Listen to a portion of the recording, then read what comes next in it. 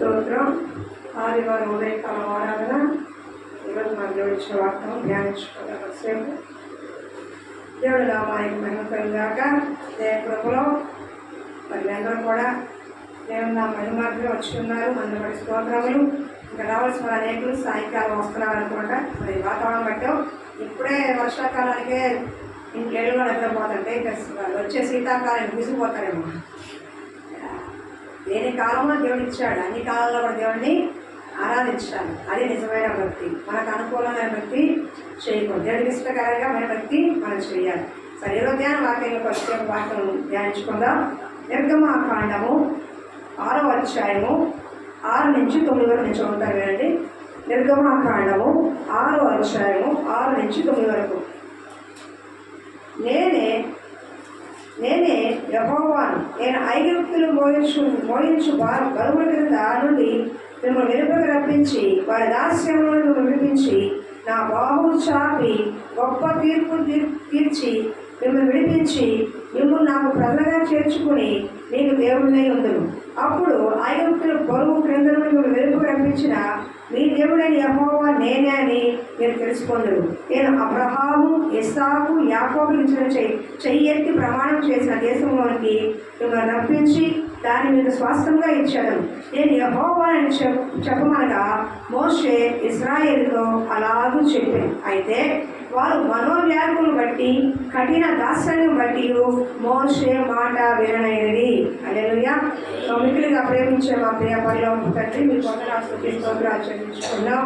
నీ కృపలో వాక్య భాగంతో ప్రభావ నాతో మాతో ముఖాముఖిగా మీరు మాట్లాడండి. అయా, ఎవరి హృదయంలో మనోవ్యాఖ్యలు ఉందో, చింత, ఆవేదన, బాధ, దుఃఖం ఉందో ఈ వాక్యం ద్వారా తీసివేయమని, అయ్యా వాటన్నిటికంటే గొప్ప దేవుడు, చాలిన దేవుడు, మాకు సరిపోయే దేవుడు ఉన్నామని గొప్ప ధైర్యంతో ముందుకు దయచేయమని, ప్రతి విధమైన కఠినమైన దాస్యపు ఆత్మ నుండి విడిపించమని యేసునామమున తండ్రి, ఆమేన్. హల్లెలూయా. మీ స్వరం అయితే మనం గట్టిగా చెప్పండి. ఇద్దరు మహాలేసి కాకుండా చక్కగా గట్టిగా చెప్పండి. అప్పుడు మాకు కూడా వినిపిస్తుంది. హల్లెలూయా. ఇక్కడ జరిగిన సమయం ఏంటంటే మోషే గారిని పిలిపించి నా ప్రజలు ఐగుప్తులో బాధపడుతున్నారు, వాళ్ళ బాధ ఎక్కువగా ఉంది, కఠినమైన దాస్యంలో ఉన్నారు, కాబట్టి నేను ఎన్నుకొని వాళ్ళకు నీ ద్వారా విడిపిస్తానని చెప్పి నువ్వు వెళ్ళి ఫరోతో మాట్లాడు అని చెప్పి మోషే అహరోను ఎంచుకొని దేవుడు పంపించాడు. ఈ 5వ అధ్యాయంలో చూస్తే బాబు వాక్యం నేను తగిలిగా చదువుకో. 5వ అధ్యాయం చూస్తే ఫరో దగ్గరికి వెళ్ళి మేము 3 దినాల్లోగా దూరం వెళ్ళి ఆరాధన చేస్తాము, మా ప్రజలు పోలేవు, మా దేవుడు ఆరాధన చేయమని చెప్తున్నాడు అని చెప్పి 5వ అధ్యాయం చెప్తున్నాడు. చెప్తే ఫరో మీ దేవుడు ఎవరు, నువ్వెవరు మాకు తెలియదు, మీ దేవుడు మాకు తెలియదు, కాబట్టి ప్రజలు నేను పోలేను, వీళ్ళు సోమరులు, పని పాట లేకుండా సుఖంగా ఉండటం కోసం అలా చెప్తున్నారు, మీరు అబద్ధాలు ఆడుతున్నారని చెప్పి వాళ్ళ మీద కోపంతో ఆ ప్రజలకి ఇంకా కష్టపెట్టాడు. అంటే రోజువారీ చేసే పనుల కంటే ఎవరు చేయాలి, మీకు గట్టి కూడా నేను ఇవ్వను, మీరు దూరం తెచ్చుకోవాలి, కానీ ఒక ఇది కూడా తగ్గకూడదని చెప్పి కఠినమైన శ్రమ కంటే ఇంకా కఠినమైన శ్రమని ఫరో పెట్టినప్పుడు వాళ్ళు మోసే మాటలు విని, ఏమయ్యా మమ్మల్ని ఎదురు తీసుకొచ్చావు, మాకేం చెప్పావు, ఇది ఆశయప్పుడు చూడండి ఏమంటారు కాదు. ఇక్కడ చూడండి 19:5-19 మీ ఎట్టుకుని లెక్కల్లో ఏమాత్రం తక్కువ చేయవద్దు, ఏనాటి పని ఆనాడే చేయవలనని రాశాడు. ఇక ఇశ్రాయేల్ నాయకులు తాము దురాస్తులో పడినట్టు తెలుసుకునేది. హల్లెలూయా. అర్థవాత రోజు చేసే పని కంటే కూడా డబల్ పని చేయమంటున్నాడు. ఏం చేస్తున్నాడు? డబల్ పని. అసలు పని చాలా కష్టమైన పని, శ్రమ పెడుతున్నారు, సరిగ్గా చేయకపోతే కొరడాలతో పడుతున్నారు. అలాంటి పరిస్థితుల్లో ఉన్న పనికి వీళ్ళు ఎక్కడ పోలిస్తే సుఖంగా వెళ్ళిపోతారు అని ఫరో అంటే సాతాను మరింత బరువు, మరింత కాడి వాళ్ళ మీద మరి ఎక్కువగా మోపుతున్నాడు. అర్థమవుతుందా? ఈ రోజున పనుల భారం కంటే మరింత ఎక్కువగా సాతాను మోపుతున్నాడు అనే విషయం కూడా చాలా మందికి అర్థం కావట్లా. ఇప్పుడు ఉదాహరణకి మీకు కుటుంబంతో గడిపే సమయం ఉండి కాస్త ఉద్యోగం చేస్తున్నారనుకోండి, పొద్దున సాయంకాలం దాకా మంచి ఉద్యోగం చేస్తున్నారనుకోండి, వచ్చే జీతంతో సంతృప్తిగా ఉండండి. ఆ ఉద్యోగంలో ఎంతోమంది ఉన్నారు, కానీ అది కూడా చాలా పార్ట్ టైం అని అది అని ఇది అని ఏదో కష్టపడాలని ఏదో చెయ్యాలని చెప్పి భార్య బిడ్డను వదిలేసి కుటుంబంలో ప్రేమ వదిలేసి ఎక్కడికో పరిగెత్తుకుంటూ వెళ్తే లేకపోతే నీ డబ్బు మాత్రం నిలబడుతుంది, కుటుంబాలు పాడైపోతాయి, పిల్లలు పాడైపోతారు. కాబట్టి ఇంటి యజమానురాలైన ఇంటి యజమానైనా మొట్టమొదటిగా నీకు ఇచ్చిన ఉద్యోగం, నీకు ఇచ్చిన వ్యాపారం, నీకు ఇచ్చిన అప్పగించిన పని ఏదైనా సరే ఆయా సమయంలో కోరుకుంటూ కొంత సమయాన్ని కుటుంబానికి కేటాయించాలి. లేకపోతే సాతాను నీ కుటుంబాన్ని వాడుకుంటుంది, సాతాను నీ పిల్లల్ని వాడుకుంటుంది. నువ్వు డబ్బు మైలో పెట్టిపోతావు, డబ్బులో వెళ్ళిపోతూ ఉంటావు. నిజమే, కష్టం ఉంది, బాధ ఉంది, కన్నీరు ఉంది, అప్పులు ఉన్నాయి, ఇబ్బందులు ఉన్నాయి. కానీ వాటన్నింటినీ చూపించి ఇంకా కష్టపడు అంటే ఒకటి దేవుడికి దూరం అయిపోతారు. ఇంకా డబ్బులు పని చేసి అయిపోతారు. ఇప్పుడు రాత్రి అంతా పని చేశారు అనుకోండి, నైట్ డ్యూటీ చేశారు, తెల్లారుసాము 4 ఇంటికి పడుకున్నారు. ఆ ఇంటికి ఆరాధన వచ్చి కూడా ఉంటారా? ఎక్కడో 100కో 100కో దేవుడు పట్ల ఆసక్తి ఉన్నాడు అవుతాడు. మనలాంటి వాళ్ళు ఏం చేస్తారు? రాత్రి 4 ఇంటి వరకు కష్టపడ్డారు, 4 ఇంటి దాకా తోలారు, 4 ఇంటి దాకా కంప్యూటర్ ముందు కూర్చుని వర్క్ చేశాను. ఇక ఆదివారం ఏం వెళ్తాను? ఏమొస్తుంది? నిద్ర వస్తుంది. అర్థమవుతుందా? ఆదివారం ఆరాధనే, కానీ రాత్రి అంతా పనిచేసావు, రాత్రి అంతా తోలావు, 10 టైర్స్ లారీ రాత్రి అంతా తోలావు, తెల్లవారు ఇంటికి వచ్చి పడుకున్నావు. కానీ ఏమొచ్చింది? నీకు శరీరం వలసిపోయి నిద్ర వచ్చింది, మందిరం పోయింది. అలా సాతాను ప్లాన్ ఏంటి? నేను అతిగా కష్టపెట్టి, అతిగా పని చేయించి, అతిగా నీ పైన భారం మోపి, అతిగా నీకు లోకాశం చూపించి దేవుడికి దూరం చేయటమే సాతాను యొక్క ఉద్దేశం. దీన్ని చాలా మంది గ్రహించరు. మేము కష్టపడుతున్నాం, మేము ఇదిగా ఉంటున్నాం, అలా ఉంటున్నాం అని చెప్పి అంటారు. ఎక్కడో దుబాయ్లో ఎన్నోడు 2 కుటుంబాలు 10 కుటుంబాలు బాగుంటున్నాయేమో, 90 కుటుంబాలు ఎడుతున్నారు. ఆ గొర్రెలు కాపల దగ్గర ఉండలేక, ఎడారిలో ఉండలేక, ఒంటిల దగ్గర ఉండలేక, ఆ బాత్రూమ్ కడగలేక రకరకాల యూట్యూబ్లో పెడుతుంటే ఇలా వాడుకున్నారు. అమ్మాయిలు ఒక రకంగా వాడుకుని, అబ్బాయిలు ఒక రకంగా వాడుకుంటే వాడు ఏడుస్తూ పెడుతుంటే ఎంత హృదయ వికారంగా ఉందో. భర్తలు వదులుకుని, బిడ్డలు వదులుకుని ఏదో సంపాదించని ఎక్కడికో దూరంగా పోతుంటే వాళ్ళు ఇంకో రకంగా వాడుకుంటున్నారు. భార్య బిడ్డలు వదులుకొని ఎక్కడికో పోతుంటే ఆడ వచ్చేలోపు ఇది ఇంకో రకంగా వాడేసుకుంటే వేరే వాళ్ళు. ఏ బంధాలు నిలబడుతున్నాయి? అన్నీ ఉంటుంది, కానీ 90% అలాగే తయారైపోతుంది. కాబట్టి జాగ్రత్త సుమా. నీకు దేవుడు ఎంతవరకు పనిచ్చాడు అంతవరకే చెయ్యి, అంతవరకే. కానీ పరిగెత్తి పోదాడం కంటే నిలబడి నీళ్ళు తాడం పెట్టడానికి నువ్వు పరిగెత్తి అలసిపోతావు. లోపల బాడీలోని పాట దెబ్బతింటది. అక్కడికి వెళ్ళాలి, తర్వాత హాస్పిటల్కి వెళ్ళాలి. అప్పుడు సంపాదించిన డబ్బులు 1,00,000 రూపాయలు ఇంట్లో పెడతావు. తర్వాత ఎవరు పెట్టాలి దాన్ని? ఎవరు పెట్టాలి? డాక్టర్కి. అయ్యా నీ హార్ట్ స్పీడ్గా కొట్టుకుంటుంది, స్లోగా కొట్టుకుంటుంది, పెద్దగా పెరిగింది, నీకు ప్రాబ్లం వచ్చింది, లోపల ఏదో ఇలా వచ్చింది, ఇదిగో స్కాన్ తీయాలి, ఎక్స్రే తీయాలి, ఇంకేమంటారు ఇంకే అల్ట్రా స్కాన్ తీయాలి, రకరకాల స్కాన్ 50,000 వాడేసి శుభ్రంగా ఉన్న 1,00,000 రూపాయలు వాడేసుకొని అప్పుడు పంపిస్తాను. కానీ అవసరమా? కఠినమైన దాస్యంతో దేవుడు విడిపిస్తే మళ్ళీ ఏమవుతున్నారు? మీరు కఠినమైన దాస్యంలోకి వెళ్ళిపోతున్నారు. ఎంతవరకు అంటే మీరు చేయాల్సిన పని చేయకూడని పని చేయాలి. దేవుడితో ఉండి పని చేయాలి, దేవుడితో ఉండి కుటుంబాన్ని కట్టుకోవాలి, దేవుడితో ఉంటూ పరిచయం చేసుకోవాలి, దేవుడితో ఉంటూ నీ ఆల్లా పనులు చూసుకోవాలి, దేవుడితో ఉంటూ నీ ఒక ముఖ్యమైన పనులు చేసుకోవాలి తప్ప మందిరాన్ని వదిలేసి, ప్రార్థన వదిలేసి, సంఘాన్ని వదిలేసి నీ ఇష్టానుసారంగా ఉంటానంటే ఆ సంపాదన ఆశీర్వాదము కాదు అన్న విషయం జ్ఞాపకం చేసుకోండి. సాతాను ఏం చేస్తాయా? నీకు ఎంత కష్టం ఉంది కదా, నీకు అంత ఇదిగా ఉంది కదా, నువ్వు ఇవ్వాలి కదా, పరిగెత్తు ఇది కాదు, వచ్చేవాళ్ళు చూద్దాంలే, వచ్చేవాళ్ళు ఉంది కదా, పరిగెత్తు, వచ్చేవాళ్ళు చూసుకుందా, పరిగెత్తు అని సాతాను పనిలో పెట్టింది. మనం ఏమనుకుంటాం? నిజమే కదా అవును అని అనుకుంటాం, పరిగెత్తు ఉంటాం. పరిగెత్తి ఎండభావంలో కలిసిపోతున్నారే కానీ కఠినమైన దాస్యం చేత ఫరో వాళ్ళని ఎలా అనగొట్టాడో. ఫరో అంటే లోకము, ఫరో అంటే సాతాను గుర్తు. ఈరోజు సాతాను విశ్వాసమైన అనేకుల్ని కఠినమైన పని చేత, ఆకర్షించే పనుల చేత, లోకము చెప్పే పనుల చేత వాడిని అణగలోకి చేస్తున్నాడు, వాడిని దేవుడికి దూరం చేస్తున్నాడు, 2 కుటుంబాలకి దూరం చేస్తున్నాడు. ఎప్పుడో తిరిగి రాత్రికి ఎప్పుడు అలసిపోతాడు. పిల్లలతో ఆడుకోవడానికి సమయం లేదు, భార్యతో మాట్లాడే సమయం లేదు, అలసిపోయొచ్చు మొదలు పడుకోవడమే సమయం. ఏం చెప్పాలనుకునే అవకాశం లేదు, నాన్న అని పిల్లలతో మాట్లాడే అవకాశం లేదు, కానీ ముచ్చట్లాడుకుని నాన్న ఏం తిన్నావు, ఏం చేసి స్కూల్ ఏమైందని చెప్పడానికి అవకాశం లేదు. అలాంటి బ్రతుకు ఏం సంపాదిద్దామని? ఈరోజు మొన్న అనిల్ అంబానీ కొడుకు పెళ్ళయింది. అనిల్ అంబానీ అనుడే, నేను చెప్పను కదా, అనిల్ అంబానీ వేరుపూసలు ప్రోగ్రాం చేస్తాడంట. అనిల్ అంబానీ ఆయన ఏ పొదువో లేదు, ఎన్నింటి వేసి అడిగి తిప్పుకోండి, కానీ సూర్యుడు ఉదయించక ముందే లెగుస్తాడంట. ఒక ఇంటికి చెప్పాడు ఆయన, సూర్యుడు ఉదయించక ముందే నేను లెగుస్తా అన్నాడు.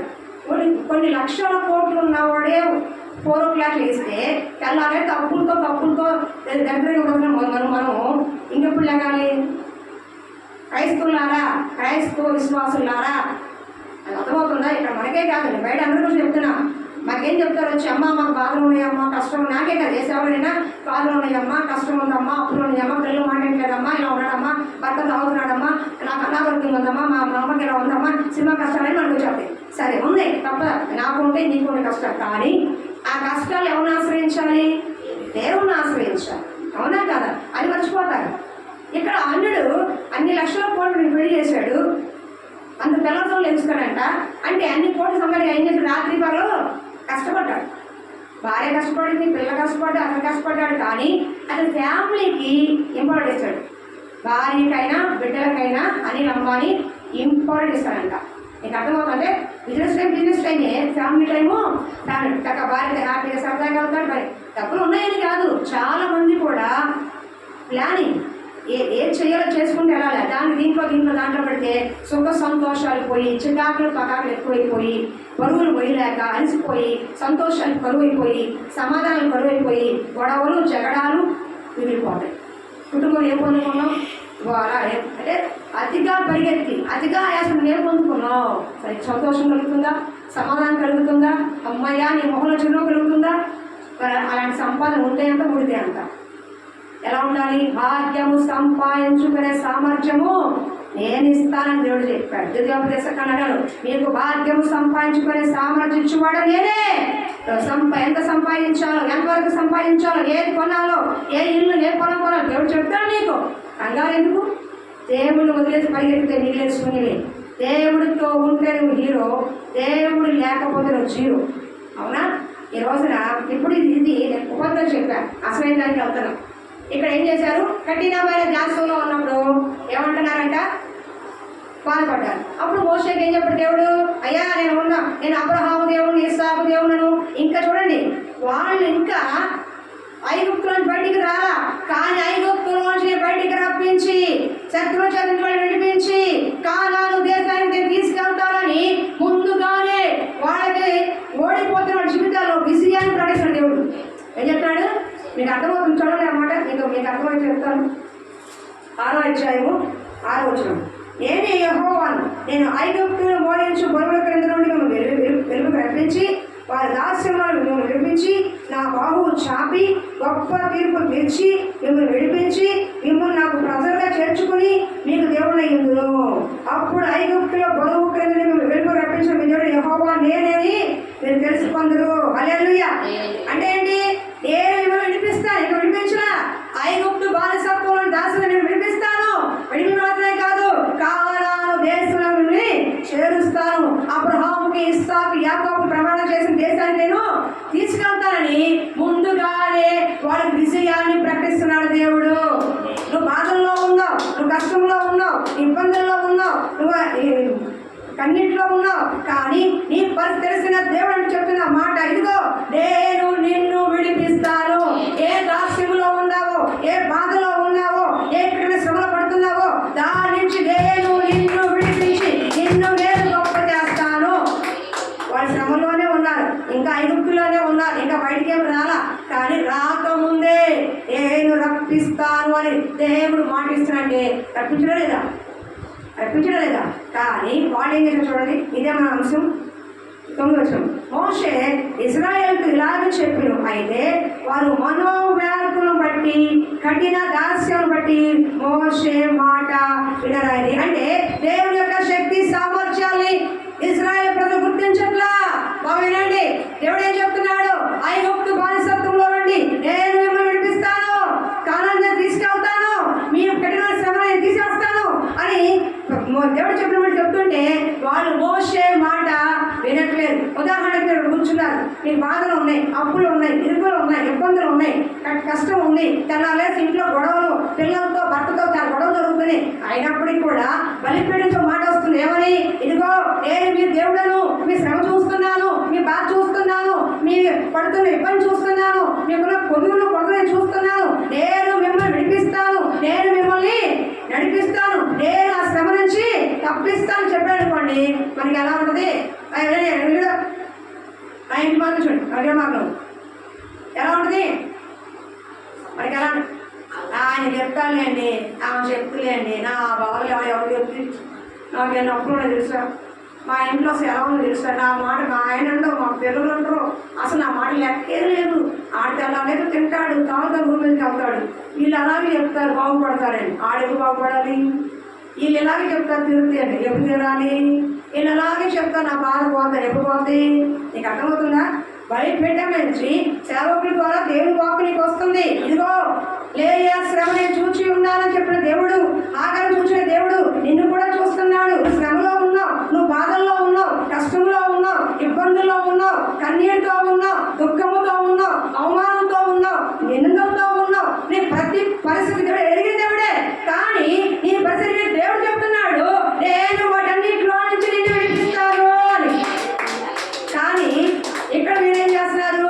దేవుని మాట వినక వాళ్ళ యొక్క మనోవ్యాకులు, అంటే వాళ్ళకున్న చింతని బట్టి, వాళ్ళు పడుతున్న శ్రమ, వాళ్ళు పడుతున్న కష్టము, వాళ్ళు అనుభవిస్తున్నటువంటి ఆ బాధ మోషే దేవుని మాట వినలేదంటే మీలో ఉన్న చింత దేవుని యొక్క శక్తి సామర్థ్యాన్ని గుర్తించదు. కూర్చోండి అయ్యా, మీకు అర్థమవుతుందా? నీకు చింత కలిగితే దేవుడి మాట ఏం చెప్పినా, ఎంత బలంగా చెప్పినా, ఎవరు చెప్పినా మీకు ఎక్కదు. మీకు అర్థమవుతుంది చెప్పింది. మీరు బాధలో వచ్చారు, కష్టంలో వచ్చారు, దేవుడా నా పరిస్థితి వచ్చారు, బాగానే ఉంది. ఇక నేను నిలబడ్డా, ఇంకో సేవ నిలబడ్డా, దేవుడు ఏం చెప్తున్నాడు? ఆ యొక్క బానిసత్వంలో నుండి నేను విడిపిస్తానయ్యా అంటున్నాడు. కానీ వీళ్ళు ఏమంటున్నారు? 4 నెలలు పడి పడి ఆ బానిస బ్రతుకు కఠినమైన శ్రమ పడి పడి ఉన్నారు కాబట్టి ఏం దేవుడా ఏం విడిపిస్తాడో, మా బాధలు ఇలాగా ఉంటాయి. ఏ దేవుడు మమ్మల్ని విడిపించలేదు, ఏ మనిషి మమ్మల్ని విడిపించలేదు. మా బాధలు ఇంతే, మా తవరాత ఇంతే, మా బతుకులు ఇంతే, మా జీవితాలు ఇంతే, మా పంప ఇంతే. ఏం మన భాష అనా కాదు, అవునా? కానీ వాక్యం వస్తున్నా సరే మీలో ఉన్న చింత బాగానండి. మీరు చింతపడుతున్నారే, ఇది ఎట్లా ఇది ఎట్లా ఇది ఎట్లా అని దేవుడు వాగ్దానం ఇస్తున్నా, దేవుడు బలపరుస్తున్నా, దేవుడు నీకు మాట ఇస్తున్నా. మీలో ఉన్న చింత దేవుడి యొక్క శక్తిని చూడలేకపోతుంది. ఆయన బానిసత్వం దేవుడు బయట తీసుకురాలా, ఆయన బాహుబలం చేత తీసుకురాలా. బాహుబలి ఆయన కాదు, నేను బాహుబలం చేత తీసుకురాలా. తీసుకురాక ముందే నేను తీసుకొస్తాను చెప్తున్నాడుగా. కానీ వాళ్ళ చింత పట్టడం వల్ల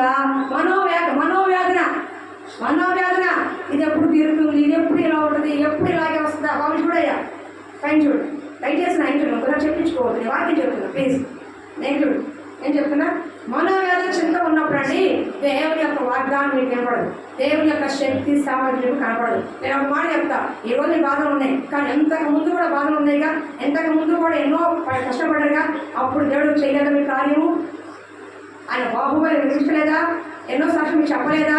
మరి ఆ ఎర్ర సముద్రాన్ని దాటించిన దేవుడు యోర్దాన్ని దాటించడా? చెప్పండి, ఎవరు చెప్పండి. మా నిద్ర పోతున్నారా మీరు? తెలిసలేదా? మరి ఆ ఒక్క విశ్వాసం ఎందుకు? ఎక్కడ మోస చెప్తున్నాడు, దేవుడు చెప్పిస్తాడు, అరే బాబు నా బాహుబలం వినిపిస్తాను, ఆ బానిసత్వం వినిపిస్తాను, నేను కఠిన సభ వినిపిస్తాను చెప్పు అంటున్నాడు. చెప్పాడు బాబు, అలాగే చెప్పాడు. కానీ మనోవ్యాఖ్యం అంటే మాలో ఉన్న బాధ, దుఃఖము, ఇది ఎప్పుడు జరిగింది, ఎప్పుడు జరిగింది, ఇది ఎప్పుడు ఇలా ఉంటుంది, ఎప్పుడు అని మీలో ఉన్న చింత దేవుని యొక్క శక్తిని చూడలేకపోతుంది. దేవుడు సుమా, దేవుడు కార్యం చేయాలంటే నీ చింతను తీసి పక్కన పెట్టు. నువ్వు చింతించినంత కాలం నువ్వేం చేయడు. ఎవరంటాడు నువ్వు చింతిన వల్ల ఎదురు పెరుగుతావా? రేపటి గురించి మీరు చింతింపబడి మీ చింత యావత్తు నా మీద వేడే, మిమ్మల్ని గురించి నేను చింతిస్తున్నాను.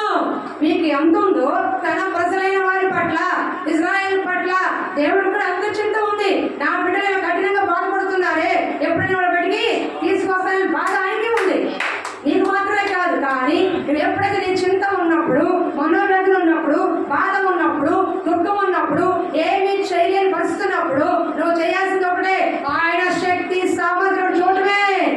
నా దేవుడు, నా సమస్య కంటే దేవుడు గొప్పవాడు, నా సమస్య కంటే దేవుడు గొప్పవాడు, నా అప్పు కంటే దేవుడు గొప్పవాడు, నా రోగం కంటే దేవుడు గొప్పవాడు. నాకు ఉన్నది అంత జస్ట్ లైక్ దాట్. ఇంకా లక్షల కోట్లు ఉన్నారు, వాళ్ళకంటే నాకు బెటరే. నా దేవుడు తప్పకుండా నాకు తీరుస్తాడు. అన్ని లక్షల మంది దేవుడు నడిపించాడు, పోషించాడు. నా అప్పుడు నా కుటుంబం ఎక్కువైపోతా.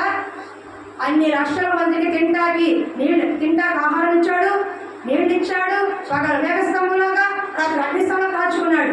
20 లక్షల మందిని పోషించాడు. నిన్ను కుటుంబాన్ని పోషించలేడా? నిన్ను పోషించలేడా? నిన్ను చూసుకోలేడా? ఆయన శక్తి తక్కువైందా? మరి ఎందుకు చింతిస్తున్నావు?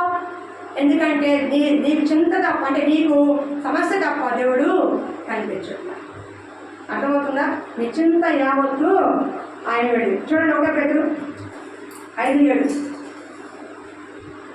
1 Peter 5:7. త్వరగా ముందుకు వెళ్దామమ్మా. నేను 3 పాయింట్లు చెప్పి ముందుకు వెళ్ళిపోతాను. 7:30 ముందుకు వెళ్తాను. 1 Peter 5:7 చూడమ్మా. 1 Peter 5:7 త్వరగా చదవండి. 1 Peter 5:7. 1 Peter 5:7 తీయ త్వరగా. మరి అధిక కవి చదవాలి ఇంటికాడ కూర్చుని. సరిగదు అమ్మ నవ్వు కాక, నేను మాట్లాడాను, నవ్వులాడు కాదు. ఆయన మిమ్మల్ని గురించి చింతిస్తున్నాడు కనుక మీ చింత యావత్తు ఆయన వేడి. ఆయన గురించి ఏనండి, ఆయన మిమ్మల్ని గురించి చింతించున్నాడు. మీ చింత యావత్తు ఆయన వేడి. నేను ఒక మాట చెప్తా, మీరు బాధల్లో ఉంటే మీరు బాధపడతారు. నేను బాధపడేది ఎవరు? కాదయ్యా, ఎవరు వస్తారు అసలు చెప్పండి. మీకు మీ చుట్టాలు వస్తారా? మీ బంధువులు వస్తారా? మీ అయ్యవారు వస్తారా? మన డబ్బు ఉంటే అన్ని అనుకూలంగా ఉంటే, అన్నకు అనుకూలంగా ఉంటే వస్తారు. ఏదైనా తిరగబడింది అనుకోండి, మాట తేడా వచ్చింది అనుకోండి, ఆడెవరో మనం ఎవరో. నేను సమాజం అలాగే ఉంది, పనికి మాలోడు అలాంటి ఉంటే అంత ఉంటే అంట. కానీ బాధ అప్పుల్లో ఉందంటే ఒకరు రాదు. మన ఇంటికి డబ్బులు వచ్చినట్టు వచ్చేస్తారు. ఇల్లు కొందామంటే వచ్చేస్తారు, ఇల్లు అమ్మేట్టు రాదు. మీరు బంగారం కొన్నట్టు వచ్చేస్తారు, బంగారం అమ్మేట్టు రాదు. అంటే మన బాధల్లో, కష్టంలో, ఇబ్బందుల్లో అన్నం తినకుండా, బియ్యం లేకుండా, పప్పు ఉప్పు లేకుండా ఉంటే మాత్రం ఒకరు రాడు. ఏంటంటే అడగదు. కానీ నిన్ను పట్టించుకునే దేవుడు నీకు ఉన్నాడు కాబట్టి ఆయన నీ గురించి చింతిస్తున్నాడు, నీ గురించి బాధపడుతున్నాడు, నీ గురించి వాకపు చేస్తున్నాడు, నీ గురించి శ్రద్ధ కలిగి ఉన్నాడు, నీ గురించి ఆయన మనోవేదన కలిగి ఉన్నాడు, నీ గురించి ఆయన ఏం చెయ్యాలో అది చేసే తీరతాడు. మనుషులు చుట్టూ అయ్యో అట్లా అయిపోయావా, ఎలా ఉండేవాడు, ఎలా అయిపోయావా చుట్టూ అంటారు కాసేపు, అంతే. వాళ్ళు ఏ ఉపయోగపడదు. కానీ నీ దేవుడు దిగి వస్తే, ఆయన నీతో వస్తే నీకు అన్ని సమృద్ధి ఇచ్చే తీరుతాడు. అర్థమవుతుందా? నీకు అన్ని సమృద్ధిలోకి ఇస్తాడు. నువ్వే చింతపడుతున్నప్పుడు ఆయన నీ గురించి కూడా చింతపడుతున్నాడంట. ఆయన చింత ఉంటుంది, అయ్యో ఈ బిడ్డ నాశనానికి వెళ్ళిపోతున్నాడే, ఎప్పుడు బాగుపడతాడు, ఎప్పుడు రక్షణ పొందుకుంటాడు, వాడి కోసం నేను సింహాసనం వేసి ఉంచానే, పరలోకంలో ఒక సింహాసనం వేసి ఉంచానే, వీడి చూస్తే తిరుగుతున్నాడు, తాగుతున్నాడు, నా సేవకుని పంపించాను, నా సేవకులను పంపించాను, అనేక మంది పంపించాను, వీడు ఎప్పుడు బాగుపడతాడు, ఎప్పుడు రక్షణ పొందుకుంటాడు, ఎప్పుడు నా దగ్గరికి వైపు తిరుగుతాడు. ఆయన కూడా చింత ఉండదు. ఇదో చింత. రెండవది, నా బిడ్డనే చెప్పుకుంటారు వీళ్ళు, కానీ దరిద్రంగా ఉన్నారు. నా బిడ్డనే నా పేరు చెప్పుకుంటారు, యేసు నామము, మేము క్రైస్తవులము, మేము దేవుని బిడ్డలు చెప్పుకుంటారు, కానీ దరిద్రంగా ఉన్నారు. వీళ్ళు ఎప్పుడు బాగుపడతారని ఆయనకి చెప్తున్నది. కానీ ఆయన ఏ ఒక్కడిని కూడా దరిద్రులుగా ఉన్న దేవుడు చెప్తాము కాదు. అలా ఉండమంటే మన అవిధేయత అని అర్థం. అర్థమవుతుందా? ఆయన మనతో దరిద్రుడు మారాడు. నిన్ను ధనం చేయడానికి ఆయన దరిద్రుడిగా మారాడు. అలాంటిది దేవుడు నిన్నే వస్తాడు. లోకపర తల్లిదండ్రులే వాళ్ళ పిల్లలు చెడ్డవారైనప్పుడు కూడా ఇస్తున్నారు, తిని తాగుతున్నా సరే డబ్బులు ఇస్తున్నారు. అలాంటి పరమ తండ్రి నీకు ఇవ్వడా? కానీ దేవుడికి ఒక లెక్క ఉంటుంది. దేవుడికి ఒక ఆయన స్వభావాన్ని నిరూపణ చేయలేడు. అర్థమవుతుందా? ఆయన నీతిని ప్రేమించేవాడు, పాపాన్ని కాదు. కాబట్టి మనం ఏం చేయాలి? నీతిని ప్రేమించి దేవుడిని అడిగినప్పుడు ఖచ్చితంగా దేవుడు మనకు అన్ని కూడా సమకూరుస్తాడు. కాబట్టి నువ్వు చింతగా నా గురించి ఎవరు పట్టించుకోవట్లేదు, నేను ఇన్ని బాధల్లో ఉన్నాను, నా గురించి ఎవరు పట్టించుకోవట్లేదు, నేను ఇన్ని కష్టాల్లో ఉన్నాను, వాళ్ళందరికీ తెలుసు కదా, నన్ను వచ్చి ఓదార్చలేదు, నా దగ్గర రాలేదు, ఎవరు డబ్బులు పంపించలేదు, ఎవరు సహాయం చేయలేదు, నేను ఎవరికి అక్కర్లేని వాడిని, నేను ఎవరికి అక్కర్లేని దాన్ని బాధపడద్దు. ఎవరికి ఉన్నా లేకపోయినా నువ్వు దేవుడికి కావాలి. ఎన్నో నీ కుటుంబాన్ని దేవుడు ఎంచుకున్నాడు కాబట్టి ఆయన నిన్ను గురించి కూడా చింతిస్తున్నాడు, నీ గురించి ఆలోచిస్తున్నాడు. నిశ్చయముగా నిన్ను దాస్యపు దరిద్రం నుంచి లేవనెత్తేవాడు ఆయనే. కాబట్టి ఏం చేయాలి? నువ్వు చింతపడద్దు. నేను చెప్పిన మాట ఏంటి? మనోవేదన పడద్దు. ఆయన శక్తి సమర్థం చూడు, ఆయన బాహుబలం చూడు, బలమైన హస్తం చూడు. ఆ బలమైన హస్తం చేయి చాపగానే తూర్పు గాలి చేత ఎర్ర సముద్రాన్ని 2 పాయలుగా చేసిన హస్తం అదే. ఆయన చెయ్యి చాపినప్పుడు ఎర్ర సముద్రం 2 పాయలుగా చేసిన బలమైన హస్తం అది. అలాంటి బలమైన హస్తము చేతి కింద నువ్వు ఉన్నావు. దిగులు పడకు, భయపడకు. నీ చింత యావత్తు ఆయనకు అప్పగించు. మనుషులు చెప్తే నవ్వుతారు, పైకి చుట్టూ అంటారు, వెనకాల వీడికి ఎట్టాగే కావాలి, వీడికి ఎట్టాగే కావాలి, దీనికి ఎట్టాగే కావాలంటారు. అది మనుషుల స్వభావం. కానీ నువ్వు ఏడుస్తుంటే నీ దేవుడు నీ గురించి ఏడుస్తాడు. నువ్వు బాధపడుతుంటే ఆయన కూడా బాధపడతాడు. నా జీవితంలో నేను ఎన్నో చూశాను. నా వంట జీవితంలో ఈ రోజున ధైర్యంగా నాకు ఒకే ఒక కారణం, అదే నా దేవుడు నాకు తోడుగా ఉన్నాడు. ఆయన బలమైన హస్తం నాకు తోడుగా ఉందని. మొట్టమొదటి చూడండి, దేవుని యొక్క నీ జీవితంలో దేవుని యొక్క శక్తి కార్యాలు జరగకుండా ఆటంకపరిచేది నీ చింత. ఏంటంట? ఆయన చేయగలడు. ఆయన బహుబలం గొప్పదే, అవునా కదా? చేయగలడా లేదా? నీ అప్పు కంటే దేవుడు గొప్పోడు, నీ రోగం కంటే దేవుడు గొప్పోడు, నీ సమస్య కంటే దేవుడు గొప్పగా. అంత గొప్ప దేవుడు పెట్టుకుని ఇంకా అయ్యో అయ్యో ఎంతన్నా అంటే నువ్వు ఎవరిని అవమానపరుస్తున్నట్టు? గొప్ప దేవుడిని అవమానపరుస్తున్నట్టు. అర్థమవుతుందా? చంద్రబాబు గారి పిల్లలు ఉన్నారు అనుకోండి, చంద్రబాబు గారు సీఎం ఉంటుంది. చంద్రబాబు గారి పిల్లలు దేనికన్నా ఫీల్ అవుతారా? మాకు తిండి లేదు, మాకు ఇది లేదు, అది లేదు ఫీల్ అవుతారా? ఎందుకని? ఆ నాన్న సీఎం అలా హోదాలో ఉన్నాడు. తండ్రిగా ఉన్నప్పుడే హోదాలో ఉన్నాడు. హోదాలో ఉన్నాడు ఏం తక్కువ? అధికారంలో ఉన్న వ్యక్తి ఏం తక్కువ? ఏది కావాలంటే చేయాలని ఉండొచ్చు, ఏదైనా వస్తుంది, అవునా కదా? లోకమైన తండ్రి అంత ఇదిగా ఉంటే ఆయన మన పరమ తండ్రి, ఆ అధికారానికంటే గొప్ప అధికారాన్ని దేవుడైనా పరమ తండ్రి నిశ్చయముగా నీ బాధని నీ మొరని ఆలకించిన దేవుడైనా ఆయన శ్రమని నేను చూచి ఉన్నాను. నీ శ్రమని దేవుడు చూస్తున్నాడు, నీ కష్టం దేవుడు చూస్తున్నాడు, నీ బాధ నీ కన్నీరు దేవుడు చూస్తున్నాడు. ఆయన దిగి వచ్చే దేవుడు. కాబట్టి నువ్వేం చేయాలి? నీ చింతని పక్కన పెట్టాలి. ఏం పెట్టాలి? నువ్వు చింత పడుతున్నంత కాలం దేవుడు కానీ చూడలేవు. చింత దేవునికి నీకు మధ్య ఆటంకం కలిగిస్తుంది. విశ్వాసము పరలోక ద్వారాన్ని తెలుస్తుంది. నువ్వు బాధ ఇప్పుడు నీకు మొత్తం మునిగిపోయినావు, కానీ ఈ మునిగిపోయిన నావను కూడా లేపగలిగిన దేవుడు నా దేవుడు విశ్వాసం. ఇది అర్థమవుతుందా? పరిస్థితులన్నీ ఇలా ఉన్నాయి. మనకి కొంతమంది ఉన్నాం, కానీ రామతరంలో గొప్ప జనంగా చేస్తారని విశ్వాసం. అది ఏమంటారు? విశ్వాసం ఉన్నానులే చేశాను అంటే చింత. నేను ఉన్నప్పుడు చూస్తాను, లేకపోతే తర్వాత చూస్తాను లేదు. కానీ ఒక జనంగా దేవుడు చేస్తాడు. అర్థమవుతుందా? నా పట్ల చెప్పట్లేదు, నేను చెప్పినా కాదు, అటువైపు పట్టాలి. మంచి పడితే పట్టండి. నేను ఎవరు నిద్ర కూడా పోతుంది. మీకు నిద్రపోతానండి, నీకే చెప్పిన వాక్యం బాగా విను. చింతిస్తున్నంత కాలం కూడా దేవుని కార్యము చేయడం. ఎందుకంటే చింతకి దేవుడికి సంబంధం లేదు. విశ్వాసం చేస్తేనే దేవుడు కార్యం. చింత పడుతున్నాను, దిగులు పడతాను, ఏడుతా కూర్చుంటాను, ఏ పని చేయను, ప్రార్థన చేయను, మందిరానికి రామని చింత పడుతున్నావు అనుకున్నావు. నష్టమైన ఎవరు? నువ్వే. కానీ ప్రతికూలమైన పరిస్థితుల్లో కూడా దావీదు దేవుడు మొదలుపెట్టాడు. తన భార్య బిడ్డలు అందరూ కూడా తీసుకెళ్ళిపోయారు, ఆ స్థలం తప్పి తీసుకెళ్ళిపోయారు. అలాంటి పరిస్థితుల్లో కూడా దేవుడి సన్నిధిలో దావీదు మొదలుపెట్టాడు. అది అమ్మ నా భార్య వెళ్ళిపోయారో, నా సొమ్మంతా పోయిందో, నేనేమైపోతా దేవుడా అని ఆడవ దావీదు కొద్దిసేపు నడిచాడు. వెంటనే ఏ ఫోన్ తీసుకున్నాడు, మందిరంలోకి వెళ్ళాడు. అక్కడ నిలబడ్డాడు. రవ్వా అని తరమంటావా శత్రువుని? నా భార్యను తెచ్చుకుంటాను, తెచ్చుకోపోవాలని దేవుడు ఎన్నడూ తెచ్చుకున్నాడు. అరణ్యంలో ఉన్నప్పుడు దేవుడు ప్రార్థించాడు, బాలగీతలో ప్రార్థించాడు, ప్రతి పరిస్థితిలో దావీదు ప్రార్థించాడు. శాసనాన్ని వచ్చినా సరే దాని ప్రార్థన మానలేదు. శాసనం వచ్చింది సింహాల మూల పడేయాలని, అయినా సరే దాని ప్రార్థన మానలేదు. ఇవన్నీ మనకు తెలుసు, కానీ మనం మాత్రం చెయ్యి.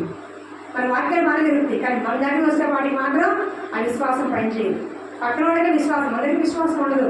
నీ విశ్వాసము నిన్ను గొప్ప చేస్తుంది, నీ విశ్వాసము నిన్ను స్వస్థపరుస్తుంది. అర్థమవుతుందా? దేవుడికి కావాల్సిన డబ్బు ధనము ధాన్యం కాదు, నీ గొప్ప విశ్వాసం.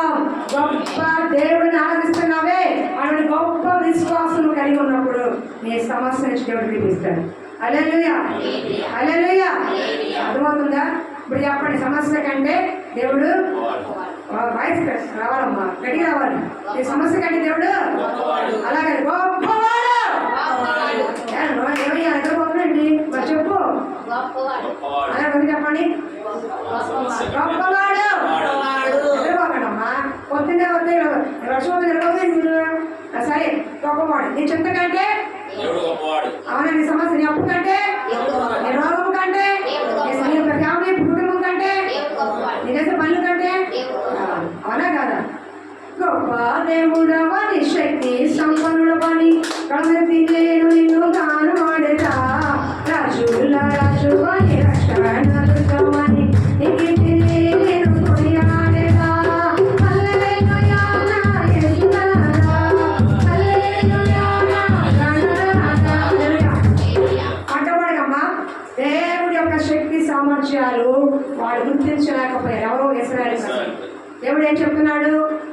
విడిపిస్తాను, నా బలమైన హస్తం చేత ఫరో నుండి విడిపిస్తాను, దాస్యం నుండి విడిపిస్తాను, ఆ కఠిన శ్రమ నుండి విడిపిస్తాను. విడిపించబడి కాదు, కానాను దేశాన్ని కూడా నేను తీసుకెళ్తానని వాగ్దానం చేస్తున్నాడు, చెప్తున్నాడు దేవుడి మాట. కానీ వాళ్ళ చింతపడి వాళ్ళ బాధల్లో ఉండి దేవుడి మాటని పట్టించుకోలేదు. మీకు అర్థమవుతుందా? ఈరోజు మీరు కూడా అదే పరిస్థితిలో ఉన్నారు. విశ్వాసం అయిపోయింది, ఎంత వాక్యం రాని మా బాధ మాయే, మా కష్టం మాదే, మా అప్పులు మాయే, మా తెప్పలు మాయే. ఇక్కడ వాక్యం బాగానే అంటారు, ఆ బొమ్మ దాడడం కానీ మళ్ళీ అమ్మా అయ్యా బాబోయ్ ఏంటిది? నువ్వు దేవుడి పట్ల విశ్వాసం చూపించినంత కాలం నువ్వు బాధల్లోనే ఉంటావు.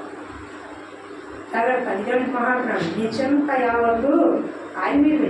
నువ్వేం చేస్తావు? నువ్వేం చేయగలవు? దేవుడే సహాయం చేయలేకపోతే ఎంత చేస్తావు? అలా చేయగలవు నువ్వు, అవునా కాదు? కాబట్టి ఏం చేయాలి? నీ చింత, నీ బాధ, ఈ భారము ఆయన మోపో, ఆయన ఆదుకుంటాడు. ఎవరైనా చెప్పేది నీకు అయ్యా నీ అప్పు నాకు కొంచెం పంచు, నీ బాధ నాకు పంచు, నీ శ్రమ నాకు కొంచెం పంచు అని నీ దగ్గర ఎవరు వస్తున్నాడు? ఒక ఏసు తప్ప. కాబట్టి ఆయన నీ భారము ఆయన మోపు, నీ చింత ఆయన మోపు, నీకున్న అప్పు ఆయన మోపే. రాసే ఇరవై ఉంది నీ లక్ష్యం సంతకం పెట్టారు కదా, తీర్చేసాపో బయట తీసుకొని సంతకం పెట్టే. ఏం పెట్టాలి? అందరికి ఇవ్వకూడదు, బయట తీసుకో. సుమారు 2 లక్షలు అనుకో, 2 లక్షల అప్పు ఏసు నామములో తీర్చబడింది. క్రీస్తు ప్రతి అవసరం తీర్చావు. ఇది ఒక సంతకం. ప్రభువా నేను సంతకం పెట్టా, కూడా పెట్టు. 2 లక్షలు నీకు అప్పు చెప్పాను. ఎవరికి అప్పు చెప్పా? నీకు అప్పు చెప్పి ఎలా లేపుతావు, ఏ రకంగా చేస్తావు, నన్ను ఏ రకంగా లేపుతావు నీ ఇష్టం. ఇక నేను ఈ అప్పు గురించి ఆలోచించనే తెచ్చాను, నువ్వే చేసుకోవా అని అప్పగించి. నిజమే, అదే విశ్వాసం అంటే.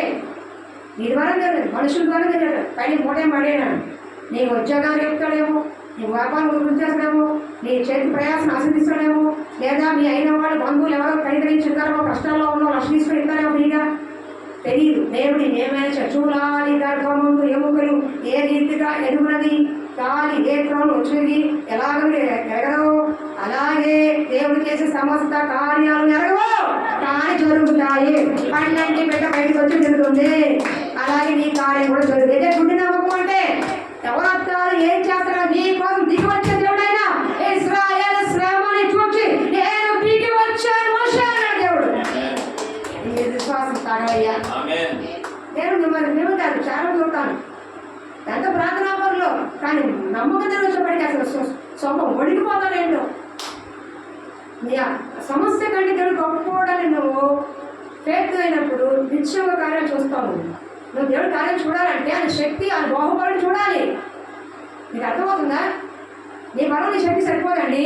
నీ పక్కన ఒక పెద్ద ఆచార్యమోహన్ నిలబడాడు అనుకోండి, నువ్వు ఎవరైనా దగ్గర పడతా వచ్చాడనుకోండి, నీ బలం చేశారు కాదు. కానీ నీ పక్కన 6 ఆచార్యమోహుడు ఒక మేటరీ మేర పెద్ద ఉన్నాడు, ఆయన పడతాడు.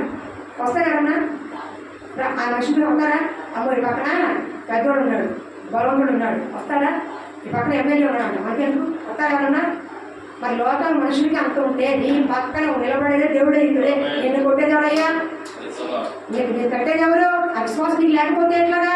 దేవుడు నమ్ముకున్నావు నమ్ముకు సరిపోదు. దేవుడు నమ్మకం ఎప్పుడు వస్తాయి?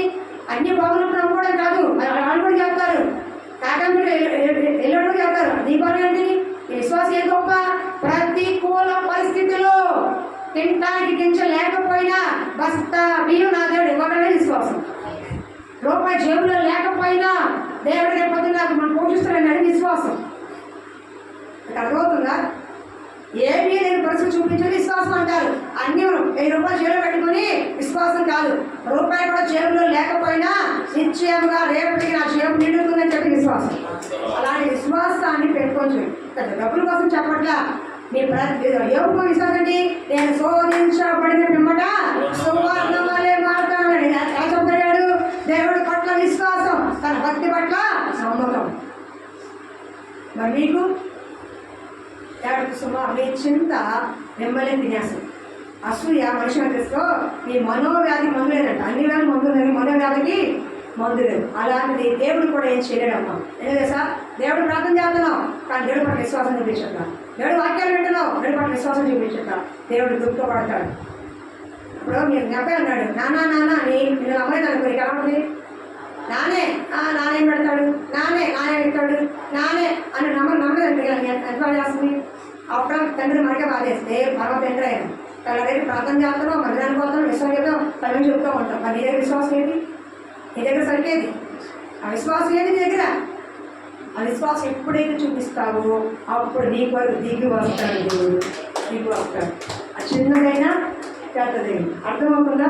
వాడి జ్ఞాపకం చేసుకుని మొట్టమొదటిగా మీ చింత, మీ మనోవేదన దేవుడి యొక్క శక్తిని అంటే దేవుడి యొక్క ఆశీర్వాదానికి దూరం చేస్తుంది. దేవుడిని విడిపించాలని, దేవుడు తప్పించాలని, దేవుడు ఆ శ్రమ నుంచి దూరం చేయాలి ఆలోచిస్తున్నాడు. కానీ మీ చింత ఏం చేస్తుంది? మీ మనోవేదన, చింత, బాధ దేవుడు ఆశీర్వాదానికి ఆటంకం తీసుకొస్తుంది. కాబట్టి దేవుడి యొక్క శక్తి సామర్థ్యాన్ని వాళ్ళు గుర్తించలేనట్లుగా దేవుడి వాక్యాలు వింటున్నారు మీరు, కానీ దేవుడి యొక్క బలాన్ని మీరు గుర్తించలేకపోతే దేవుడి కార్యాన్ని మీరు చూడలేరు. అర్థమవుతుందా? మొట్టమొదటి ఏంటి? మీ చింత యావత్తు పక్కన పడేయండి, దేవుడి పట్ల విశ్వాసం ఉంచండి.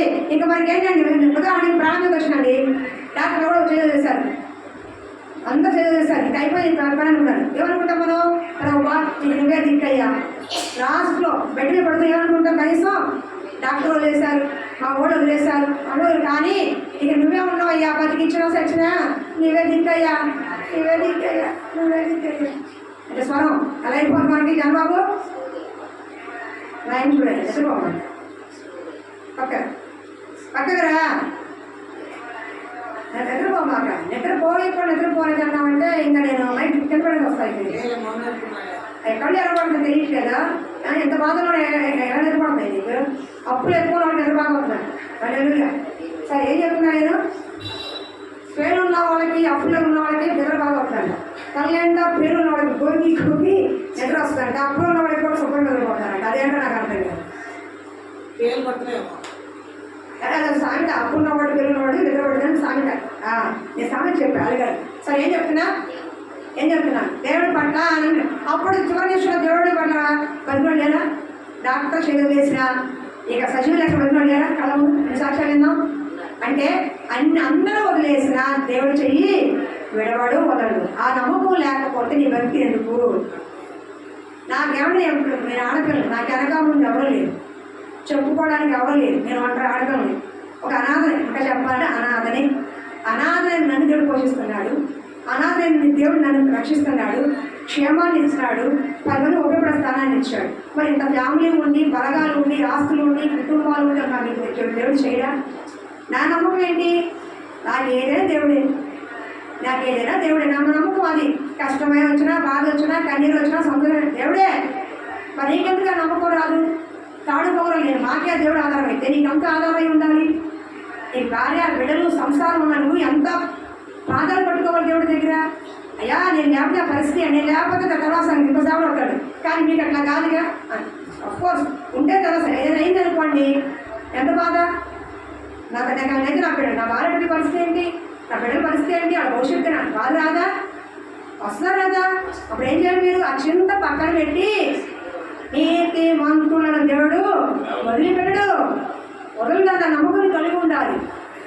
అర్థమవుతుందా? కాబట్టి మీకు ఏ చింత పడుతున్నారో చింతని వదిలేయండి. రెండో త్వరగా ముందుకు వెళ్ళిపోవడం. రెండోది నిర్గమకాండం 6:12 త్వరగా ముందుకు వెళ్తాం, అలాగే టైం అవుతుంది. నిర్గమకాండం 6:12 మేము త్వరగా ముగించేద్దాం పోవాలి. అప్పుడు మోషే చెత్తగించుము, ఇశ్రాయేలీయులు నా మాట వినలేదు, మాట మాంసం కలవాడు, నా మాట ఫరో ఎట్లు వినని యెహోవా అని పలికెను. అమ్మ పట్టేనండి. దేవుడు వెళ్ళి నీ బాధను, నీ కష్టాన్ని, నీ శ్రమని, నీ ఇరుకు ఇబ్బందిని అప్పుడు తీసేస్తాను అంటున్నాడు. కానీ నువ్వు చింత ఇలా అతుక్కున్నావు, పట్టుకున్నట్టుగా పెట్టుకున్నావు మనసులో. ఆ చింత పక్క పెడితే దేవుడు నీ కార్యం చేస్తాడు. ఈ చింత దేవుడి యొక్క శక్తి సామర్థ్యానికి అడ్డుగా ఉంది. అవిశ్వాసం గల వాడికి అపనమ్మకం దేవుడు ఏం చేయడం వాటిని చెప్పిందా లేదమ్మా? అపనమ్మకం అవిశ్వాసం చేయని చెప్పాడు దేవుడు, అవునా? కాబట్టి చింత పడుతున్నావు అంటే ఏంటి? దేవుడిని అవమానపరుస్తున్నావని, ఆయన బాహుబలాన్ని, ఆయన శక్తి సామర్థ్యాన్ని పక్కన పెట్టినట్టే కదా. అప్పుడు నీకేం చేస్తున్నాడు? కాబట్టి నీ చింత యావత్తు, నీ మనోవేదన పక్కన పెట్టు, దేవుడిని ఆ స్థానంలో పెట్టుకో, దేవుడి కార్యాలు చూస్తావు. రెండోది, నీ సొంత బుద్ధి మీద ఆధారపడమాక. రెండోది ఏంటి? నీ సొంత బుద్ధి మీద, నీ సొంత జ్ఞానం మీద ఆధారపడు, దేవుడి మీద ఆధారపడు. ఇక్కడ ఏమన్నాడు మోషే? చూడండి ఆ మాట అర్థమవుతుంది. ఇశ్రాయేలు నా మాట వినలేదు. ఫరో ఎలా వింటాడు? ఒక మాట వినండి, మోషే పంపించింది ఎవరంటే అసలు ఫరో దగ్గరికి? దేవుడా? మోషే అయిపోయాడు. మోషే పోయి చెప్పగలడు, కానీ దేవుడు పంపించాడు. ఏమంటున్నాడు? పడతావా? ఏమన్నా చెప్పట్లో ఆకలి అయిపోయింది. అయితే ఇంకా చెప్తే ఇక్కడ ఏమంటాడు? ఇశ్రాయేలు నా మాట వినలేదు. ఫరో ఏం వింటాడు అంటే, అయ్యా అయ్యన్నాడు తన మాట వినలేదు, నా మాట వినలేదు ఇశ్రాయేలు ప్రజలు. ఫరో ఏం వింటాడయ్యా? అలా చెప్పకుండా ఏం చెప్పాలి మోషే? అయ్యా నువ్వు పంపిస్తే ఏంటోండయ్యా, నీ మాట వాళ్ళు వింటలేదు, మరి ఫరో ఎలా వింటాడయ్యా, మరి ఎలా చెప్పామంటావేంటి? ఆధారం లేదు. నా మాట ఇశ్రాయేలు ప్రజలు వినలేదు, ఫరో వింటాడయ్యా అంటే తన సొంత పని మీద, తన సొంత జ్ఞానం మీద, తన సొంత ఆలోచన మీద నిలబడుతున్నాడు. ఎవరు? మోషే. ఆ మాట చెప్పింది ఎవరు? తన నోటికి మాట ఇచ్చింది ఎవరు? దేవుడే. ఫరోని పంపించింది ఎవరు? దేవుడే. ఇశ్రాయేలు చెప్పమని చెప్పింది ఎవరు? దేవుడే. ఇశ్రాయేలు చెప్పమన్న మాట చెప్పింది ఎవరు? దేవుడే. మరి మోషేకి ఎక్కడ ఉంది మాట? నా మాటలు అంటాడండి, నా మాటలండి, దేవుడి మాటలు కాదా? నువ్వు పంపబడినాడు కదా. పంపబడిన వాడు ఎవరైనా దేవుని మాట తప్ప సొంత మాట చెప్పకూడదు. సేవకుడిగా మేమైనా సరే దేవుడు చెప్పమన్న మాట తప్ప సొంత మాటలు చెప్పకూడదు. అది స్వబుద్ధి మీద, సొంత ఆధారపడినట్టు. దానివల్ల మీకు నిష్ప్రయోజనం. నా సొంత మాటలు చెప్తే మీకేం జరగదు, మీకేం లాభం లేదు. కానీ దేవుడి వాక్యం ప్రకటిస్తుంటే, దేవుడు చెప్పమన్న మాట కఠినంగా ఉన్నా, బాధ పెట్టేదైనా, సంతోషపడేదైనా చెప్తే అది మీకు ఉపయోగము. దేవుని మాట బ్రతికిస్తుంది కాబట్టి. చెప్పేశాడు మోషే చెప్పేసి మాట ఏంటి? అయ్యా నీ మాట వారు చెప్పానయ్యా, మరి విన్నాడంటే అయిపోయింది. నా మాటే వారు వినలేదు. ఫరో వింటాడా? ఉదాహరణ పంపించామనుకోండి, మా మాట ఎవరు వింటలేదండి, అమ్మ వెళ్ళి నాకు చెప్పమ్మను, మా మాట ఎవరు వింటలేదండి. మీ మాట ఎవరు ఇంట్లా? నా మాట మీరు అంటున్నారు, మీ మాట ఎవరు ఇంట్లా? ఇది దేవుని మాట, దేవుని వాక్యము, దేవుని సువార్త అని చెప్తే కొన్ని ఆత్మ రక్షించేవాడి వాడి. నా మాట నా ఇంట్లో వాళ్ళు ఎవరు వినరండి. మీరు చెప్పే సమానండి, నా ఇంట్లో వాళ్ళే నా మాట వినరు, నా మూడే నా మాట వినరు, నా పిల్లలు ఇంకా బయట వాళ్ళే వింటారండి. అది నీ మాట. ఇంట్లో ఏం చేస్తున్నావు? నీ మాట వాక్యం చెప్తున్నావా? ఏం చేస్తున్నావు? అరే డాష్ ఎప్పుడు చెప్తావరా? తలారిపోయిందిరా, అరే ఎప్పుడు చెప్తారా? సన్నాసి వచ్చినవాడా ఏ కానీ మాట చెప్పి ఆ మాటలు వెళ్తారు. ఆ మాటలు ఎవరన్నా ప్రారంభతారా? రాదు. ఏం చేయాలి? దేవుని మాట. నీ నోట ఏముండాలి? దేవుని మాట, దేవుని వాక్యం, జీవం గల మాట నీ నోట ఉంటే అప్పుడు వాళ్ళు పరిగెత్తుకుని వస్తారు మందిరానికి. నీ మాట ఉండకూడదు, దేవుని మాట నీ నోట ఉండాలి. నా మాట నా ఉండకూడదు, నా నోట దేవుని మాట ఉండాలి. ఇశ్రాయేలే నా మాట లేదు, ఫరో వింటాడయ్యా అంటున్నాడు. నీ సొంత మాటలు ఎప్పుడు ఎక్కడ చెప్పమాక, దేవుని ముందు చెప్పు. యేసు ప్రభువు వారు తన సొంత మాటలు ఎప్పుడు ఎక్కడ చెప్పలా, తండ్రి చెప్పిన మాటలు చెప్పాడండి. తండ్రి ఏం పని చెప్పాడో, ఏం చెప్పమన్నాడో ఆ మాట చెప్పాడు తప్ప అపోస్తులు కూడా దేవుని మాట చెప్పాడు. సొంత మాటలు చెప్పడు. ఏదో సొంత మాటలు ఎక్కువ వాక్యం చెప్పమని సొంత డబ్బాలు ఎక్కువైపోతుంది. నిజం వాక్యం చెప్పమంటే ఇంటి చోట వెళ్ళిపోయి ఎక్కడికో వెళ్ళిపోయి వాక్యం 10 నిమిషాలు, సొంత డబ్బాలేమో గంట. వాక్యంలో చెప్పకూడదు, వివరంగా చెప్పండి, సాక్ష్యం చెప్పుకోండి, అది వేరే విషయం. వాక్యంగా వెళ్ళిపోవాలి. దాంట్లో మన పెట్టే కథలు, అడవిలో కథలు, ఈ కథలు, ఆ కథలు, దానికి ఒక కథ, ఇంకో స్టోరీ, దీనికో స్టోరీ, దానికో స్టోరీ, 4 కథలు, ఒక వాక్యం. ఈ సండే స్కూల్ ఏమన్నా మన సండే స్కూల్ అంటే కాదు. దేవుని యొక్క జీవం గల మాట నేను బ్రతికిస్తుంది, నీ కుటుంబాన్ని కడుతుంది, నీ పిల్లలు మారుస్తుంది, పాపము నుంచి విడుదలిస్తుంది, చచ్చిన వాడు బ్రతికిస్తుంది మాట. ఆ మాట చాలా జాగ్రత్తగా చెప్పాలి, భయంతో చెప్పాలి, వణుకుతో చెప్పాలి. అంతేగాని 4 పిట్టలను తీసుకొచ్చి 4 కథలు తీసుకొచ్చి అడవిలో కోటి ఎట్టుందంట, ఆ అడవి చిలక ఎట్టుందంట, చిట్టి చిలకమ్మ అమ్మ కొట్టిందంట, ఏది మాకెందుకండి? ఎక్కడి చదువుకున్నాం మనందరం కాదు. ఒక సాక్ష్యం చెప్పు, వాక్యానికి సంబంధించిన సందర్భం సరే మాట చెప్పు, ఒక సాక్ష్యం చెప్పు, స్టోరీ చెప్పు, తప్పులేదు. అది ఎలా ఉండాలి? వాక్యానికి అనుసంధానంగా ఉండాలి. ఈ వాక్యానికి ఆ చెప్పే స్టోరీకి సంబంధం ఉండాలి. కొంత జోకులు వాక్యం ఏం చేస్తారు? కుళ్ళు జోకులు. వీళ్ళు అవుతున్నారా, నవ్వలేదా, నవ్విస్తున్నారు. నవ్విస్తారు కామెడీ షోనా? ఇది కామెడీ షోనా? దేవుని మందిరం కామెడీ షోనా? జోకులు వేయడానికి కాదే. సరదాగా చెప్పండి, నవ్వు చెప్పడం వేరు. ఎప్పుడో ఒకసారి సందర్భంగా ఉంటుంది. ఇక అస్తమానం జోకులే కొంతమందికి, ప్రతి వాక్యంలో జోకులే. ఇక పడి పడి పడి నవ్వుతానే ఉంటారు. నవ్వుతూ వెళ్ళిపోతే నవ్వుతూ పోతారు. ఇప్పుడు ఎప్పుడు మనకి నాకు అర్థం కావట్లేదు. నవ్వు పాలు అవుతారు. తర్వాత వాళ్ళ బతుకులో నవ్వు పాలు అవుతారు. బలిపీఠం ఎక్కామంటే భయం వణుకు ఉండాలి. మనం చెప్పే మాట. నేను ఒకసారి కోపపడతాను, ఒకసారి భయం. అసలు ఎందుకని? ఆ కోపం వ్యక్తిగత కోపం కాదు. మీరు సరిగ్గా వాక్యం వినకపోతే, ఇంత కష్టపడి 2-3 రోజులు ఉపవాసం ఉండి కడుపు కట్టుకుని తెచ్చిన వాక్యం మీరు శ్రద్ధగా వినకపోతే, ఆ వాక్యమే కదా మీరు వినిపించేది. ఆ వాక్యాన్ని మీరు వినిపించకపోతే ఎందుకు వచ్చారు? మీరు నన్ను చూడడానికి వచ్చారా, కాన్ఫిడెంట్కి వచ్చారా? ఆ వాక్యం సరిగ్గా పని చేయకపోతే మీరు ఇచ్చిన కాన్ఫిడెంట్ కావాలి. ఆ బిడ్డలు పాపం మహా అయితే, కానీ నీకు ఉపయోగపడగా అదే వాక్యం విన్నారనుకో మీ బ్రతుకులు మారుతాయి. మందిరానికి వచ్చినందుకు మాకు దేవుడికి నేర్చుకుని చెప్పుకునే సాక్ష్యాలు మాకు కావాలి. మీకు అర్థమవుతుందా? దానికే నేను కోపడతాను. అర్థమవ్వాలి అంతే తప్ప ఎందుకు వైపు ఆ వాక్యం సాత ఏం చేస్తుంది? ఒళ్ళ పొగలపడి విత్తనాలుగా ఫలించేస్తుంది. ఈ వాక్యం ఫలించాలంటే ఏం చేయాలి? నువ్వు కూడా భయభక్తులతో వాక్యం వినాలి. ప్రభువా, ఈ రోజు నేను మందిరానికి వెళ్తున్నా, ఏ వాక్యం నాతో మాట్లాడతావో నాకు చెప్పయ్యాను అసలుగా రావాలి. నువ్వు అప్పుడే దేవుడు నీతో ముఖాముఖం మాట్లాడు. వచ్చాములే, వెళ్ళాములే, ఏమంటారు, లేకపోతే ఏమడుగుతారు, మళ్ళీ అడుగుతారేమోలే. ఏదేం పత్రాలు పెళ్ళగారంటే బలవంతంగా ఎంత ఆసక్తిగా రావాలి, పరిగెత్తుకుని రావాలి, ఎంత సంతోషంగా రావాలి మందిరానికి, ఎంత ఆహ్లాదకరంగా, ఎంత నీట్గా రావాలి. జిడ్డు మొహాలు వేసుకొని, మట్టి మొహాలు వేసుకొని ఏంటది? తప్పు. ఈ జీవం గల దేవుడి చిన్నదా పెద్ద మనకు అనవసరం. దేవుడి ఆత్మ సంచారం జరుగుతున్న స్థలం. మనం భయముతో మడుగుతో వాక్యం చెప్పాలా, భయముతో మడుగుతో మీరు వాక్యం వినాలా. అప్పుడే మీకు మనకి వాక్యం కనెక్ట్ అయ్యి కార్యం జరుగుతుంది. అర్థమవుతుందా?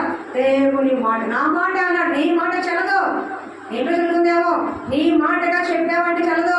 దేవుని మాటగా, దేవుని వాక్యాన్ని ఎత్తిపట్టి, దేవుడి సాక్ష్యాన్ని ఎత్తిపట్టి, దేవుడు చెప్పిన జీవితాలు ఎప్పుడు చెప్తే వాళ్ళు మార్పు వస్తుంది. ఏందయ్యా చెప్తున్నావు? ఎంతకంటే తాగుబోతున్నాడయ్యా మా బైబిల్లో. సౌలు ఉన్నాడు, నేను జైలుకి వెళ్ళావా? పర్వాలేదు, ఆడంతగానే హంతకుడే, ఆడంతగానే హంతకుడే. నువ్వు మాట చెప్పాడు, నడుగు చెప్పాడు. ఆడు హంతకుడు, దోషకుడు. అలాంటి వాడు దేవుడు మాట్లాడయ్యా. నేను ఎక్కువయ్యా అమ్మా, నేను మంచిదాన్ని కాదమ్మా, అలాంటి దాన్నమ్మా.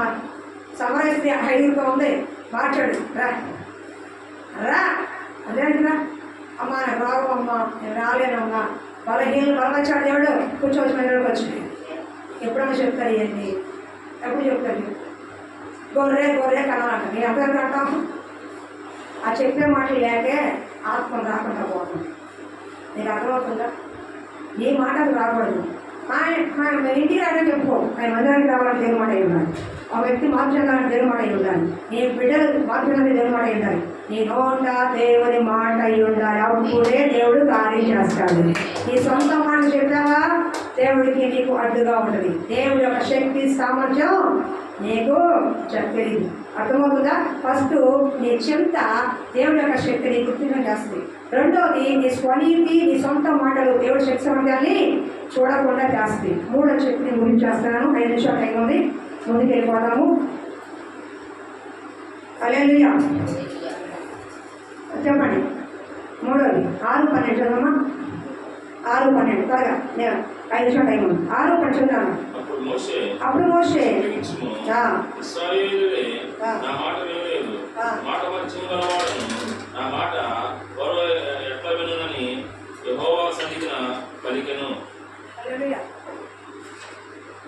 హల్లెలూయా. మాట వాంఛం గలవాడను అంటే నత్తివాడను. మోషేకి ఏముందంటే తెలుసా? నత్తి. మోషే ఎవరు? ఐగుప్తులో సత్కాల విచ్చలు ప్రవీణిపోయేవాడు. అయినప్పటికీ నోటి మాంద్యం నాలాగా నెక్కున్నవాడు. పద్ధతిలో నెక్క ఉంది. నెత్తే పెద్ద లోపం, శరీర లోపం. నెత్తి అనేది శారీరక లోపం. ఒక పెడితే వచ్చింది కాదు, కొడితే వచ్చి లోపం కాదు. అది శారీరక పుట్టుకతో వచ్చిన నత్తి. అది స్వాభావికంగా వచ్చిన నత్తి. అంటే ఎవరు అంటున్నాడు, మూగవాడినైనా చెడువాడైనా చేసింది ఎవరు? నేనే కదా. అవునా? కొంత డబ్బగా ఉంటారు, చెవిటి వారిగా ఉంటారు, మూగవారిగా ఉంటారు, కళ్ళు వారిగా ఉంటారు, చెయ్యి ఉండదు, కాలు ఉండదు, ఈ అంగవైకల్యం ఉంటారు. వాళ్ళందరినీ చేసింది ఎవరు? దేవుడే. అది ఆయన చెప్తున్నది, అంతా కూడా లేదు. అలాగే నోటి మాంద్యం అంటున్నాడు, నేను నోటు మాంద్యం వాడిని సాగు చెప్తున్నాడు. సాగు దేవుడు వింటాండి. ఏమంటాడు? నేను రోజు చెప్పాడు, ఫస్ట్ చెప్పాడు, నేను నోటి మాంటే పర్వాలేదు, నీ నోటి నేను నీ తోడు రాను, నీ నోటికి నేను తోడుగా ఉండి నువ్వు పలకవలసిన మాట